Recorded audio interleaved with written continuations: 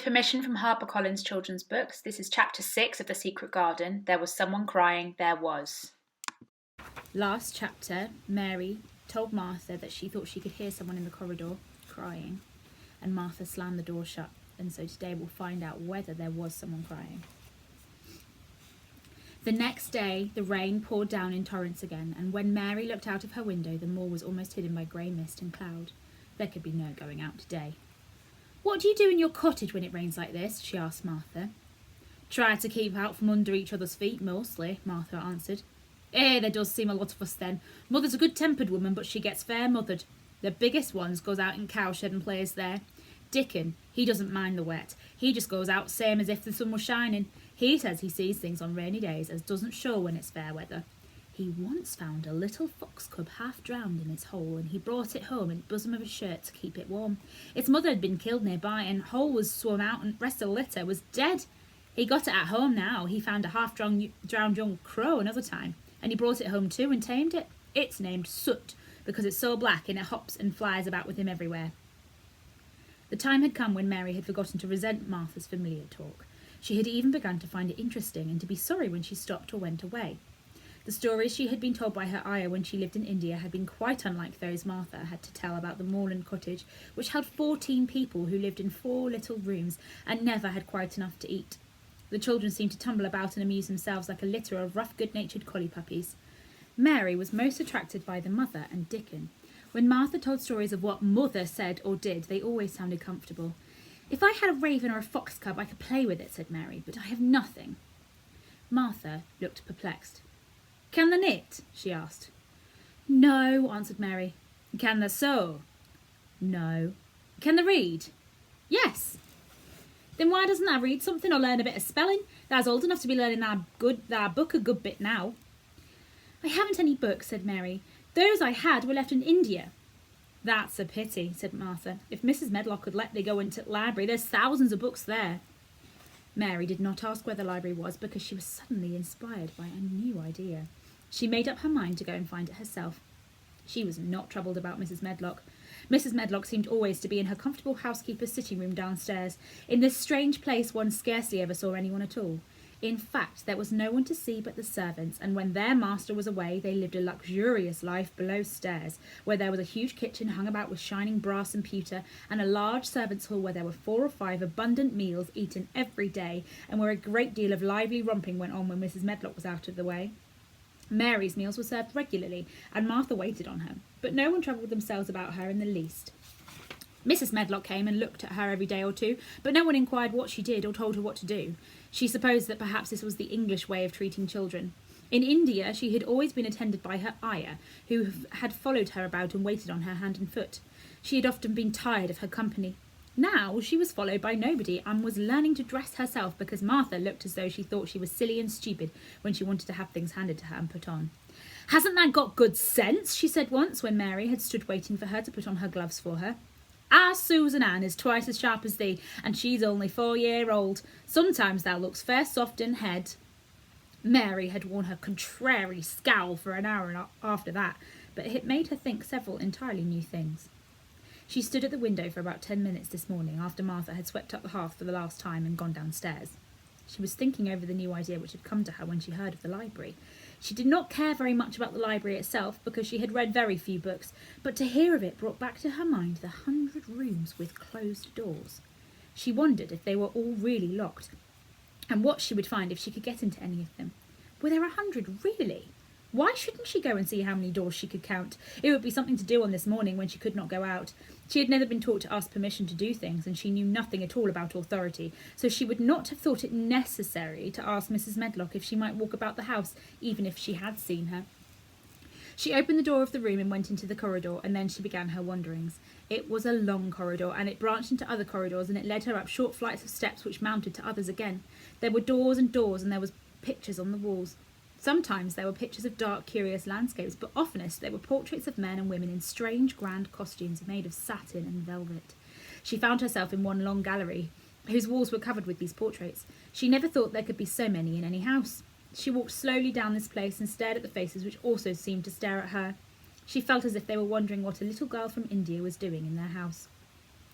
Some were pictures of children, little girls in thick satin frocks which reached to their feet and stood out about them, and boys with puffed sleeves and lace collars and long hair, or with big ruffs around their necks. She always stopped to look at the children and wonder what their names were, and where they had gone, and why they wore such odd clothes. There was a stiff, plain little girl rather like herself. She wore a green brocade dress and held a green parrot on her finger. Her eyes had a sharp, curious look. "Where do you live now?" said Mary aloud to her. "I wish you were here." Surely no other little girl ever spent such a strange morning. It seemed as if there was no one at all in the huge, rambling house but her own small self, wandering about upstairs and down, through narrow passages and wide ones, where it seemed to her that no one but herself had ever walked. Since so many rooms had been built, people must have lived in them, but it all seemed so empty that she could not quite believe it true. It was not until she climbed to the second floor that she thought of turning the handle of a door. All the doors were shut, as Mrs. Medlock had said they were, but at last she put her hand on the handle of one of them and turned it. She was almost frightened for a moment when she felt that it turned without difficulty, and that when she pushed upon the door itself, it slowly and heavily opened. It was a massive door, and opened into a big bedroom. There were embroidered hangings on the wall, and inlaid furniture such as she had seen in India stood about the room. A broad window with leaded panes looked out upon the moor, and over the mantel was another portrait of the stiff, plain little girl who seemed to stare at her more curiously than ever. "Perhaps she slept here once," said Mary. "She stares at me so that she makes me feel strange." After that she opened more doors and more. She saw so many rooms that she became quite tired and began to think there must be 100, though she had not counted them. In all of them there were old pictures or old tapestries with strange scenes worked on them. There were curious pieces of furniture and curious ornaments in nearly all of them. In one room, which looked like a lady's sitting room, the hangings were all embroidered velvet, and in a cabinet were about 100 little elephants made of ivory. They were of different sizes, and some had their mahouts or palanquins on their back. Some were much bigger than the others, and some were so tiny they seemed only babies. Mary had seen carved ivory in India, and she knew all about elephants. She opened the door of the cabinet and stood on a footstool and played with these for quite a long time. When she got tired, she set the elephants in order and shut the door of the cabinet. In all her wanderings through the long corridors and empty rooms, she had seen nothing alive, but in this room she saw something. Just after she had closed the cabinet door, she heard a tiny rustling sound. It made her jump and looked around at the sofa by the fireplace, from which it seemed to come.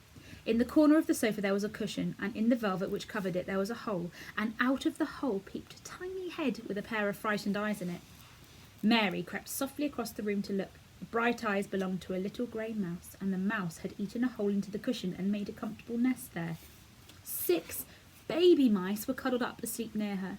If there was no one else alive in the 100 rooms, there were 7 mice who did not look lonely at all.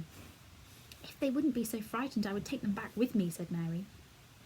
She had wandered about long enough to feel too tired to wander any further, and she turned back. 2 or 3 times she lost her way by turning down the wrong corridor, and was obliged to ramble up and down until she found the right one, but at last she reached her own floor again, though she was some distance from her own room, and did not know exactly where she was.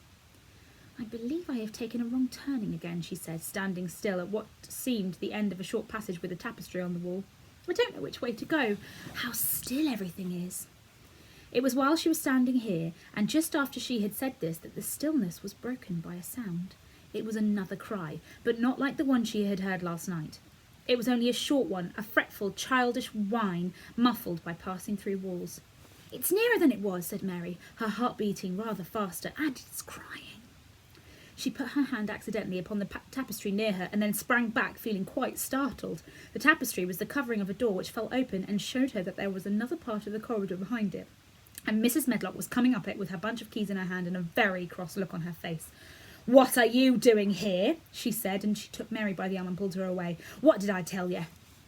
"I turned down the wrong corridor," explained Mary. "I didn't know which way to go, and then I heard someone crying." She quite hated Mrs. Medlock at that moment, but she hated her more the next. "You didn't hear anything of the sort," said the housekeeper. "You come along back to your own nursery, or I'll box your ears." And she took her by the arm, and half pushed, half pulled her up one passage and down another until she pushed her in the door of her own room. "Now," she said, "you stay where you're told to stay, or you'll find yourself locked up. The master had better get you a governess, same as he said he would. You're one that needs someone to look sharp after you. I've got enough to do."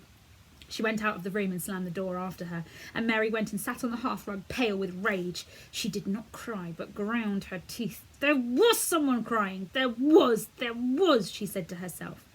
She had heard it twice now, and sometimes she would find out. She had found out a great deal this morning. She felt as if she had been on a long journey, and at any rate she had had something to amuse her all the time, and she had played with the ivory elephants, and had seen the grey mouse and the babies in their nest in the velvet cushion. And chapter 7 is called The Key of the Garden. And I wonder whether we'll finally see the inside of the secret garden.